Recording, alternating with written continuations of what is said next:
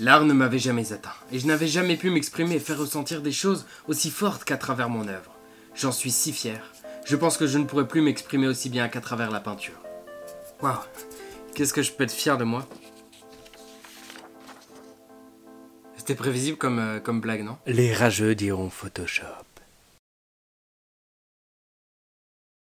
Blue Period est un manga qui a été assez attendu et qui débarque en France grâce à Pika Édition. Réalisé par Tsubasa Yamaguchi, Blue Period a été sélectionné pour le prix culturel Osamu Tezuka 2020. Il a reçu le prix Kodansha meilleur manga 2020 et lauréat du prix manga Taisho 2020. Et on comprend vraiment pourquoi à la lecture, parce que les personnages sont vraiment hauts en couleur.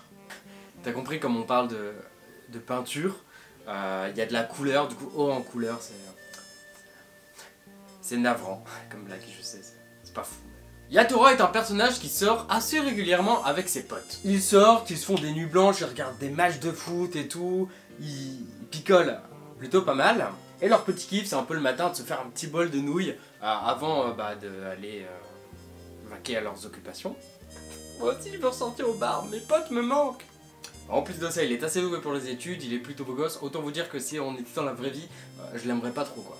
Au sein de son lycée, il a un cours d'art plastique ou alors il devra réaliser un paysage. Et le classique étudiant lycéen, il choisit de dormir durant les cours d'art plastique. Tranquille, il fera son dessin la prochaine fois, c'est pas grave, c'est qu'art plastique. Puis en se baladant dans les couloirs de son lycée, il finira par tomber nez à nez avec une œuvre qui va vraiment l'émerveiller. Parce que c'est ça aussi la magie de la peinture. Il distinguera alors quelques petites nuances de vert dans la peau sans comprendre réellement pourquoi il y a des nuances donc de vert. Elle prendra alors conscience petit à petit de toutes les choses que l'on peut faire, de toutes les techniques qui peuvent être utilisées afin de réaliser diverses œuvres. Et ça va tellement le travailler que même quand il sortira avec ses potes, il finira par se poser quelques petites questions quant à son avenir, quant à ce qu'il a envie de faire, quant à ce qu'il a envie d'exprimer également. Et une fois sorti avec ses potes, tout ça, il s'apercevra que Shibuya le matin, c'est vraiment agréable à l'aube. Et donc, lors de son prochain cours d'art plastique, il va essayer de représenter la vision qu'il avait eue de Shibuya ce fameux matin et de la mettre en œuvre en fait à travers la peinture. Il essaiera alors réellement de reproduire ce qu'il perçoit. C'est alors qu'il réussira à dégager des choses à travers sa peinture sur lesquelles lui-même est incapable de mettre réellement des mots dessus. Et c'est là qu'il découvrira donc vraiment une nouvelle façon de s'exprimer.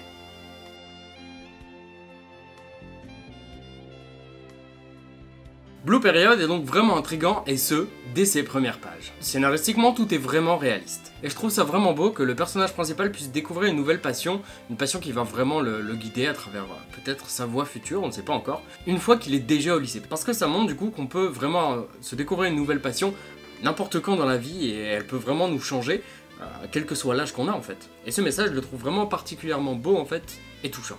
Ce manga va donc nous amener à voyager à travers diverses œuvres réalistes. Donc certains découvriront des œuvres qui existent vraiment, et certains d'entre vous auront donc peut-être envie de s'intéresser à la peinture en elle-même et à plein de trucs, et à se découvrir l'envie d'aller voir des musées, parce que ça c'est quelque chose que je vous conseille à tous, aller voir des musées ça déchire.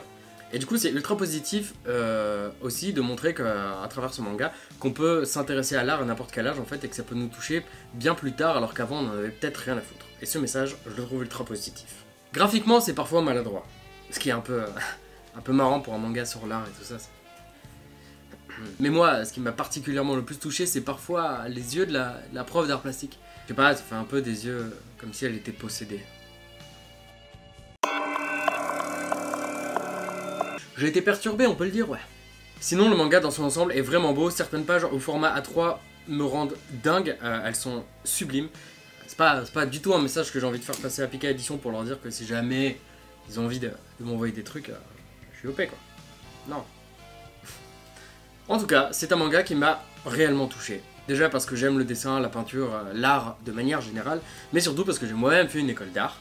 Ouais, pour ceux qui ne le savaient pas, voilà, c'est glissé. Et du coup, ça m'a fait dégager énormément de nostalgie. Tout ça, à l'époque où j'étais encore à l'école, où je glandais, où je dormais en cours, hein, parce que je l'ai fait. Et ça fait bizarre de lire ça, mais c'est une très belle découverte et j'ai vraiment hâte d'avoir le tome 2 parce que je me pose énormément de questions quand même sur l'art en général et l'influence que ça va avoir sur le personnage principal et son entourage dans son ensemble, donc énorme surprise et grande hâte. En tout cas, merci à vous d'avoir regardé cette vidéo, merci à vous si vous en êtes là dans la vidéo. Je vous dis à très bientôt pour parler d'alcool et de super-héros. N'oubliez pas de prendre soin de vous, avec ces périodes c'est très important. Je vous dis donc à très bientôt. Bisous sur les fesses.